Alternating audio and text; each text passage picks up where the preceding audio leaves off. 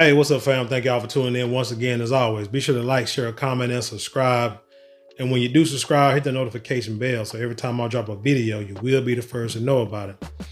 Hey, I want to hit this article that's in the Wall Street Journal. I tell y'all all the time, get you a subscription to this paper so that way you can increase your knowledge on what's going on in the world, even in your community. Whether it be local news, well, whether it be business, education, stocks, money, global, war, whatever. You need to read stuff. You need to read newspapers like that. You need to read, period, shoot. But this story is out of Wall Street Journal. And it talks about a district up north that is offering classes that's separated by race. Because for some reason, the colored students are just not learning like the white students. Now, I'm gonna read a little bit of this, probably skim through it, so I don't want to spend a whole lot of time on it. Hell, I might even put the link in the description so you can click on it yourself. And if you ain't got a subscription, you go ahead and get you one. No, I don't have no account or no affiliation, no affiliate link with these people. I'm just trying to get your knowledge up, helping you learn what I learned so we can all learn together and grow as a people. But it says, to shrink learning gap, this district offers classes separated by race. High school in Evanston, Illinois offers so-called affinity classes in which Black and Latino students are separated from white students. This was written on November 26th. It was yesterday. Yeah, it's an 8-minute read, but I guess I'm just gonna skim through it because just to hit up some highlight points. It says school leaders in this college town just north of Chicago have been battling a sizable academic achievement gap between Black, Latino, and white students for decades. So a few years ago, the school district decided to try something new at the high school: classrooms voluntarily separated by race. Now, on the surface, if this would have been stories told any other way, there would have been a bit of racism put into this, segregation, going back to the Jim Crow laws in the Jim Crow era. But this is something that our people, Black people, have been saying for a long time, that our kids are not learning or not achieving academic excellence enough because there are not enough of us teaching. And the powers that be know this. The powers that be know that young males of all races need, or young females too, but for definitely young males of all races need a strong male figure to be somewhere in that school teaching them in those classes, not walking the halls and whatever, but I'm talking about in the classes instructing them. Because young boys growing up see older men, see themselves in the men that they're around. And if they see something positive or something strong and masculine about them, they will want to emulate that person in some way, shape, or form. I can remember some teachers. Let's see, I remember Mr. Horn, tall white dude, country. He was older. When I was in high school, Mr. Horn's probably in his 60s. He was close to retirement. Deep voice, like I say, white dude, tall, at least 6'2", 6'3", easily. Look like he done raised on the farm, like he plowed fields on his own, like he put the yoke on his own back. But he was an old man, and nobody disrespected Mr. Horn. He taught history class, and he was a cool dude. You know what I'm saying? He said something, and yes sir, Mr. Horn, no sir, Mr. Horn, whatever. Mr. Temple, Black teacher, my Algebra 2 teacher, made Algebra 2 easy for me to understand. Probably wasn't even trying, not Mr. Temple, that was Mr. Lyles. I'm sorry, Mr. Temple was the science teacher. He's a Black science teacher. Mr. Lyles was my Algebra 2 teacher. And some people I knew, some Black folks I knew dropped his class because they didn't understand it. I didn't understand it, but then I had another student tell me, man, this stuff is easy. I'm like, how is it easy? Because my way of studying was I'm sitting in class, bullcorn, I'm gonna go home, read the book, do the homework, because that's how math was with me. But Algebra 2 was something different. He broke it down so simply, and the guy told me, just do the examples he's doing on the board and you'll get it. And so I started doing that, and Algebra 2 was simple. Black teacher. Who else? My driving instructor, black guy. You know what I'm saying? Made me feel comfortable about, driving, passing that test. Although I've been driving since early teens, even preteens, I knew how to drive a car. But when taking that test, you're trying to follow the rules. And he like, man, look, just do this, and you got it. And that's how it was. But you need those, like I say, male figures, and you definitely in our community, we need them because they've been taken out of schools. They've been taken out of our communities, a lot of them. And all we're left with is white women. And you may think, oh, ain't nothing wrong with white women teaching, you sound racist. Yes, it is, because they're not us. It's kind of like the police in the neighborhoods.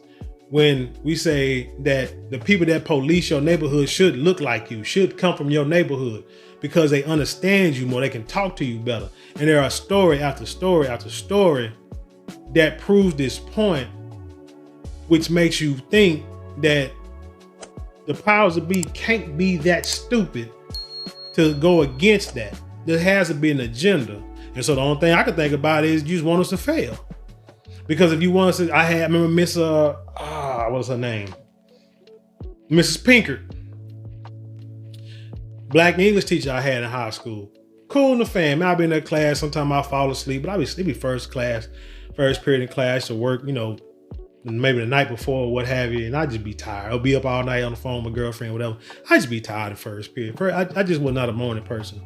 But she was cool. She understood. As long as I learned, got my grades, you know what I'm saying? She joke on you. She'll rank on you, you know what I'm saying, in class. And that was it. You know what I'm saying? But I passed that class. Spanish. My first Spanish class, first Spanish one, I failed because, again, fell asleep in that class. Didn't want to learn how to Spanish teacher. But the second year I had a Spanish teacher, but she was like a black Spaniard. And she was cool, and she would go back and forth with you. I ain't putting up with your bullcorn, but she's teaching. I took her Spanish 1 and Spanish 2. And I retook Spanish 1 and Spanish 2 because I was just hoping to get her class because she made it fun, but you learn. And again, like I said, we got her and she understood us. Not saying I didn't pass class with white folks, because I did. I had plenty of white teachers that I even went to private school when I was younger. So I had plenty of white teachers. But what I'm saying is, statistic wise, if you want your people to succeed, you put your people with some of your prominent, educated, smart people. That's with any race. And we definitely need it in our culture. So anyway, they came up with this super duper plan that nobody else ever thought about. Like I said, we've been saying it for the longest. They say there are 200 Black and Latino students at Evanston Township High School signed up this year for math classes and a writing seminar attended for students of the same race, taught by a teacher of color. Should be a teacher of the same race. I don't like that color mess. These optional so-called affinity classes are designed to address the achievement gap by making students feel more comfortable in classes. District leaders have said, particularly in advanced placement courses that historically have enrolled few Black and Latino students. Our Black students are, for lack of a better word, at the bottom consistently still. And they are being outperformed consistently. Monique Parson, Evanston School Board Vice President, said at a November board meeting, it's not good. So they're trying to find ways to boost performance. And I guess this is what they came up with. Creating classes for students for a single race is a strategy that has been used sparingly in public K through 12 education. The problem is this: it wasn't, when I talk about the Jim Crow, it wasn't the problem with that kids are separated, and this is what was missing with the, like I say, Jim Crow and integration stuff like that. It wasn't that the separation was a problem; it was the lack of resources or the terrible resources that was given to us. We've always said, if you give us the same resources that the white kids get, we can do the same thing that they do, if not better, but at least equally. Because if you got the 7th edition of a textbook, and I got the 2nd edition or the 3rd edition, and I remember these books when I was coming up, that, because you used to sign your name in these books, and everybody would be happy if it was if you was able to be the first person to sign that book. But I remember you had like a card like this big, and it's like all these names, and your name be way down here at the bottom. That means at least 7, 8, 10 people had that book before you. Now, if I got that book, but on over there in Highland Park neighborhood, they the books they signed, they're the first one to sign that book, or they got the newer edition, especially when it's a math book and things change, or even a history book, especially history, that's even worse. What do you think I'm gonna learn? How much do you think I'm gonna learn? I mean, seriously, you know what I'm saying? So that's what the problem was. It wasn't that people wasn't trying to learn. It was that we just didn't have the same equipment. It says public schools have also dabbled with separating students by gender with successful programs that, for instance, encourage girls to become engineers. And I think that should be like, that's a good idea. Separation gender and races, and just giving everybody the equal opportunity to be around people that they are comfortable with. I'm quite sure if you have a home ec classes or, some science classes, girls prefer to talk about girl issues with a woman instructor instead of a man instructor telling them about their menstrual cycles in lactation and ovulation and stuff like that. And boys would probably rather talk to a dude about when, testes fall and they create semen and, what they call erections and ejaculations and stuff like that. I think we'd rather talk to a dude about that than having a female teacher. And besides, all these female teachers right now are sleeping with these boys anyway. So it's like, shoot, you need to separate that. School districts in Minneapolis, Seattle, San Francisco, Oakland offer optional race-specific elective courses. Federal anti-discrimination law prevent public schools from mandatorily separating students by race. But education lawyers say optional courses can comply with the law. So there's always ways to, circumvent the law if you want to. Let's say black boys in the program, and an internal study shows improved attendance for black boys in the program in 2017, an average GPA of 2.27 compared with 2.14 for black males district-wide. So see, every little bit counts, right? In our spaces, you don't have to shed 1 ounce of yourself because everything about our space is rooted in blackness. Let's see, education is tilling the soil. A 2019 study on the original program for black boys offered by the Oakland Unified School District found that students who took the affinity class were slightly less likely to drop out of school. The district also offers elective and advisory classes designated for Latino, Asian. I don't care about that. Evanston, 3,600 students. Student high school is 44% white, 24% black, 20% Hispanic, 5% Asian. The community home to Northwestern University is a mix of wealthy families and lower income households too. Equity guides, recognizing racism. Yeah. School year, at least 105 students are enrolled in Ghana's math courses, 72 enrolled in actual math courses, 14 in actual sophomore English.